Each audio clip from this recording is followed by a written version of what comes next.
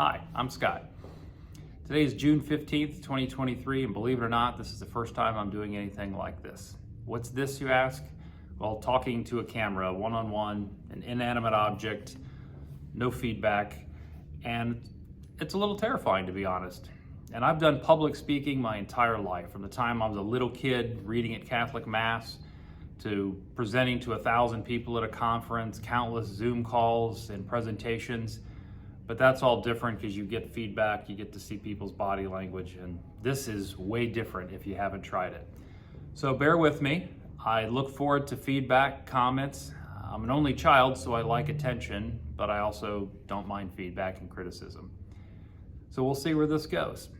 But the real purpose of this video is I'm starting to share some employment news and tips through various formats. I'll have an online newsletter, I'll post this to social media, but I want to highlight and share some experiences related to the article that week.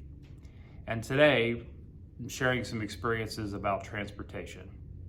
Why? Well, the article is the 4 reasons why people are not showing up for work and what you can do about it. And shocker, number 2 is transportation. So that's what I'm going to share today. So I've been very blessed. I've always had a car from the time I was 16. My parents bought me a car. It was a white 1984 Chevy Impala. It looked like a cop car. It had everything but the lights and sirens and the badging, but for all intents and purposes, the Impala was a version of the Caprice, and it looked exactly like a police car. I would drive down the road and people coming the other way would slam on their brakes. I was in my girlfriend, now wife's, driveway one night, and a gentleman was running down the sidewalk, and he stopped dead in his tracks, and he said, "Oh man, I thought you were a cop car." So we had a good laugh about it. My dad taught me how to fix the car. The thing was big enough you could really crawl into the engine and still have room. I did all the maintenance, changed all the fluids, replaced brakes, the whole 9 yards. So I kept it up myself. I was very fortunate to do that.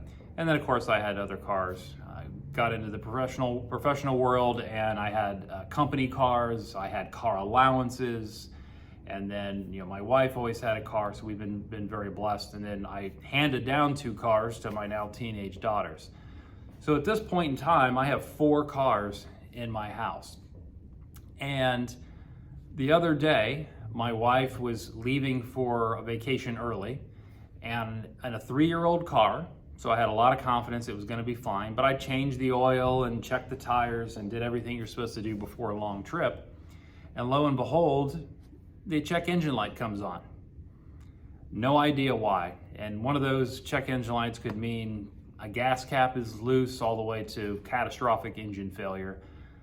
So of course she had some anxiety because she wanted to leave for this trip and didn't want to do it in a broken down car. So I was able to find a dealership appointment first thing the next morning. Long story short, she got the car fixed.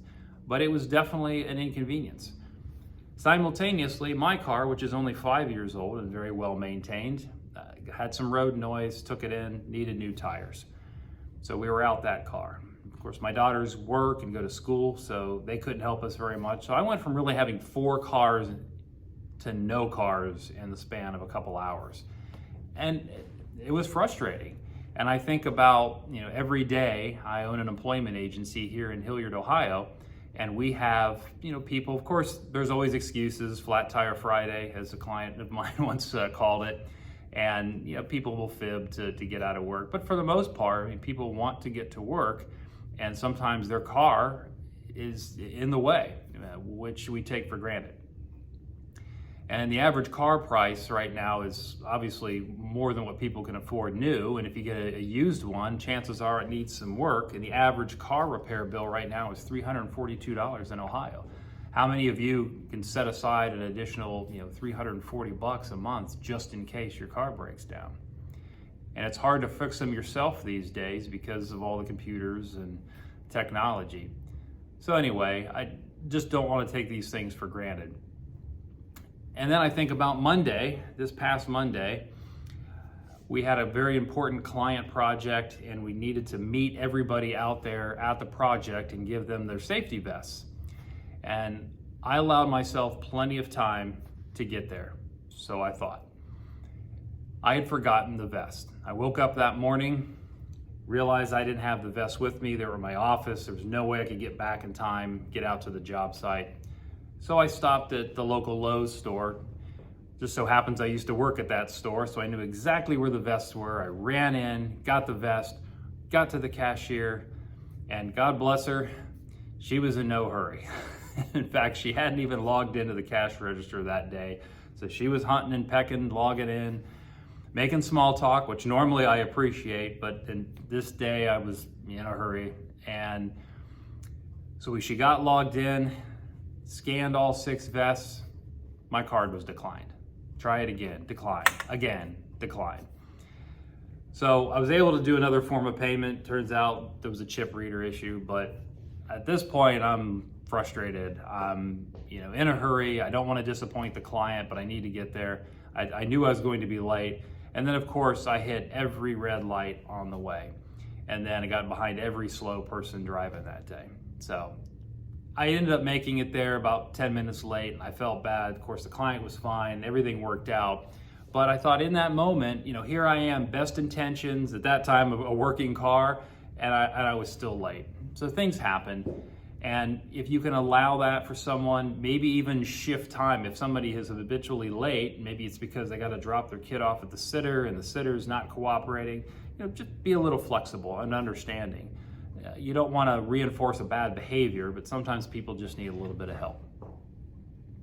And then finally, I wanted to share a story. When I first opened, maybe about 2 or 3 months after opening, we had a client that had a security guard, and that security guard had to leave for a day. And so the client called me about 6:30 in the morning and said, you need to get somebody to replace him ASAP. And we don't open till 8. And I thought, where am I going to find somebody on this short notice? But about 7 o'clock, I see a figure outside my door. He's on a bike and he's knocking on the door. And I thought, well, of course I'll let him in. If he got here on a bike, and I'm here, I might as well talk to him.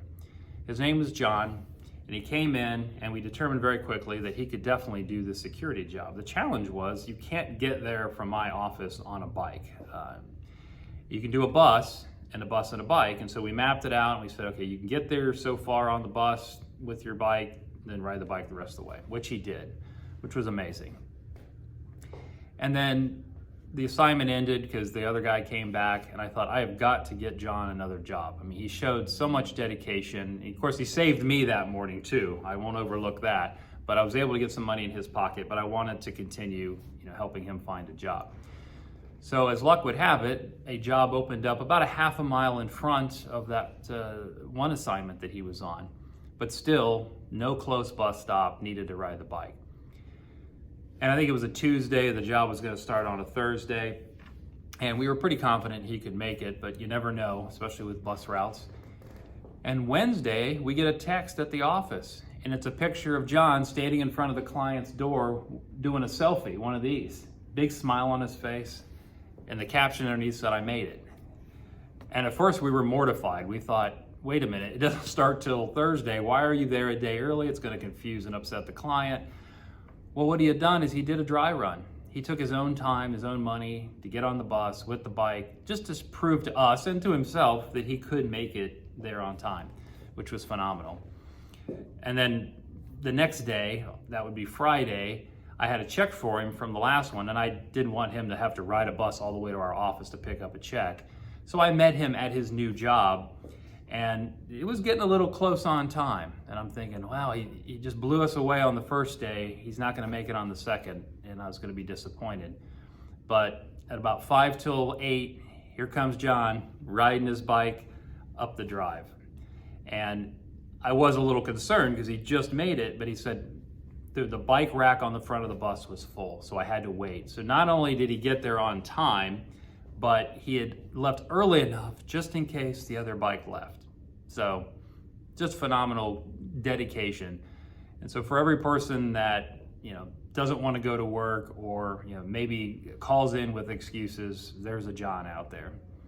And so give those people a chance, help them out, and you never know, you might have an employee for life. Well, I appreciate you watching. Love your feedback. and I'll keep doing these until someone tells me to stop. Thanks again. Take care.